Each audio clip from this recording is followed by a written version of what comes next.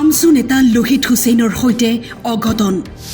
সাংস্কৃতিক অনুষ্ঠানৰ মাজতেই শোকাবহ ঘটনা ভিৰৰ মাজত হাহাকাৰ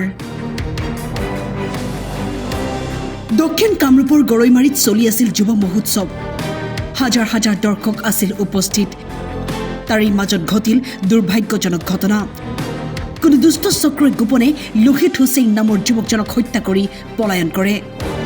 নিহত যুৱকজন আছিল চাম্পুপাৰা আমছুৰ সাধাৰণ সম্পাদক ঘটনাৰ পিছতেই সৃষ্টি হয় হুলস্থলীয়া পৰিৱেশৰ ৰকিবুল হক নামৰ এই যুৱকজনে সংঘটিত কৰে এই কাণ্ড বৰ্তমানলৈকে জানিব পৰা হোৱা নাই ঘটনাৰ প্ৰকৃত কাৰণ ঘটনাক কেন্দ্ৰ কৰি উত্তপ্ত পৰিস্থিতি আসলতে পৰিস্থিতি খুবেই ভয়ানক পৰিস্থিতি তো যোৱাকালি গৰৈমাৰী টাউন ক্লাবত ফাংচন হৈছিল আবুল হুছেইনৰ ল'ৰা সেই লোহিতক কোনোবাই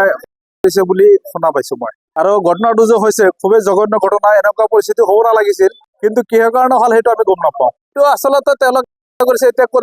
কোনোবা জ্বলাই দিছে ঘৰটো আমি তেনেকে নাজানো আৰু আৰক্ষীয়ে খুবেই ইয়াতে লাগি পৰি আছে যোৱাকালিৰ পৰা আৰু SDRF বাহিনীও ইয়াতে লাগি আছে জৈনুমৰ কাৰণে সক্ষম হৈ আছে যোৱাকালি ৰাতিও আমি 3টালৈকে ইয়াতে আছিলো তেওঁলোকৰ লগত আমি সহায় সহযোগিতা কৰিছো এতিয়াও দেখা গৈ আছে যে এতিয়াও তাৰমানে ইয়াতে জুই লাগিছে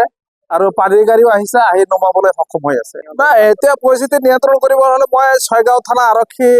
বিষয়া মহোদয়ক মই এটাই অনুৰোধ কৰিম যাতে এনেকুৱা পৰিস্থিতি নহয় আৰু যিটো পৰিস্থিতি হৈছে খুবেই নিন্দনীয় গৰিহণাৰ যোগ্য আৰু এনেকুৱা হ'ব নালাগিছিল খুন্তলিৰ পৰা ৰেজাউল কবিৰৰ ৰিপৰ্ট টাইম 8